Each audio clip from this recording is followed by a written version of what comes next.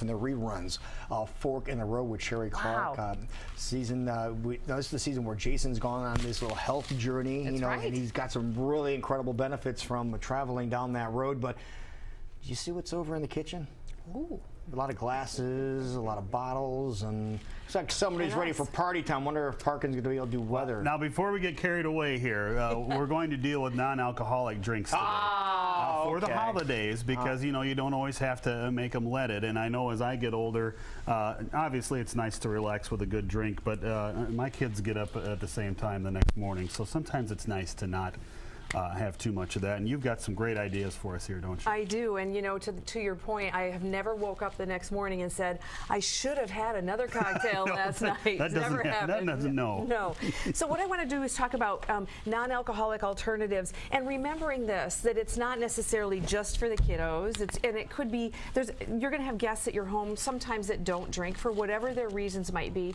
And to me, the gracious host isn't the one that says, do you want wine, beer, a toddy, and then we've got tap water. Right. The gracious host also does some nice festive things with non-alcoholics. So, sure. So let's start easy, and you've seen me do this a million times before, and I know that you're hooked on it, but one wonderful thing would be a coconut. Yes. Now, it's $2 at the Asian market. It's real easy. You whack it open, and that's all there is to it. Kids love it. It's really hydrating. Love it. Isn't that fabulous? Yeah. The athletes in the crowd love that. It's got electrolytes in it. And yours, I jazzed up. You might have noticed there's a little bit of a taste of something else in it. Did you catch anything? Lime? Yeah. Lime So I put the lime in the coconut. It's really, really good. Yes, it's great. And if you wanted to enhance it, you could probably toss a little rum in there and whatnot. But by itself, it's awesome. And then when you're done drinking it, you've got the flesh, and so you've got a nice little snack. Now you have a special tool that is really slick. This ring thing, you go bang and pops it open. It's right? called a Cocoa Jack, and if you wanted to get one of those, you'd visit www.fork-road.com, and you could buy a Cocoa Jack because I've got the link to the site, and it's 10% off if you go there. Oh, cool. Yeah, and it's real easy to work, and they do the nice fancy round opening and so forth. So let's talk about other alternatives. Okay. And let's talk about what I did today mostly was things that you can buy at the store and change up just a little bit, because I know that we've had enough time in the kitchen. And so I can By that point, yeah. Yes. I've got recipes for eggnog. I've got recipes for lots of wonderful things that take a lot of work to put together, but I wanted these to be easy. If anybody's looking for the difficult things, just drop me a note at info@fork-road.com. I'll hook you up with complicated recipes, but let's go easy. And let's start with just buying an off-the-shelf tea. Now, this tea is from Celestial Seasonings. It's a great brand. It's an organic thing. This tea is called Bengal Spice. And what I'm going to do is let you smell the Bengal Spice. Love the smell of tea. Oh, yeah. It's kind of orangey. Yeah, orangey. It smells like cinnamon. fall. It smells like Thanksgiving. Exactly. So this is what it tastes like when it's brewed up, and that's just straight out of the container. Now, good. we could put lime and orange. We could stick some lemon in there. We could put a cinnamon stick. We can dress it up.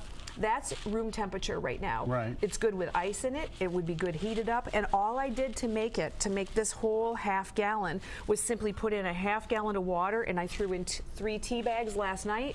I let it sit out on the counter, and voila. And there it is. And it's beautiful. Super easy. Did you sweeten it at all? Because it's got a little sweet. There's no sugar in that whatsoever. Wow. There's 0 calories in that. It does taste sweet, and it's the natural. It's got cinnamon and oranges, and that's what gives it that beautiful taste. Okay, yeah, it's really good. Another almost 0 calorie one is if we take bought from the store tart cherry juice. Okay. And tart cherry juice, you could also substitute cranberry if you wanted to. Tart cherry juice is perfectly wonderful. What you were looking for is one that's just cherry juice. Nothing else. No other sweeteners, no other anything else. And the same thing if we did the cranberry version. What I did here, because we wanted have a party, I put some of that in with some water, because we dilute that. That's way too strong to just drink by itself. Okay. I put it in with some water into the little cocktail shaker, and now I'm going to add some stevia. Okay. And this is a cherry vanilla stevia that you can use any flavor. You could use a plain vanilla. You could use a plain unflavored. For this size, it probably only needs literally 2 drops. It's a natural sweetener. It's not going to break down into bad things in your body. That's right. Yeah. And then if I were brave, I would shake the heck out of this, but, but on live TV, we don't want to take too many chances. So what we're going to do then is just pour it out as if it were a cocktail, and then you can give yourself a little taste. Okay. I could garnish that with a cherry through a toothpick. Or That's really good. it is good. I've never had tart cherry before. And it's Really tangy. good. If you wanted it sweeter, we could add a little bit more of the sweetener, and there you go, you're good to go. Okay. Now let's talk about things that maybe we would do if you're sitting at the table and everybody's got drinking wine and you feel like the loser because you don't have it in front of you. If you wanted to do something that mimicked a red, I've got a kombucha here. There's a Cabernet grape that's a wonderful flavor. This one in particular, this one is blueberry cherry. Now you introduced me to kombucha, and tell folks what that is. Kombucha is simply fermented tea. It's tea that's been, there's a little bit of sugar added to it, and it's allowed to sit for a certain number of days, and then the tea eats up the sugar, and what's left is a carbonated beverage that's really good for digestion, really good probiotics. And it tastes really good too. Yeah, it does. And so another one, I just made this great discovery. People are drinking champagne, and again, they're carrying around the champagne flute, and you've got the water bottle. What you might want to try is a root beer flavored kombucha.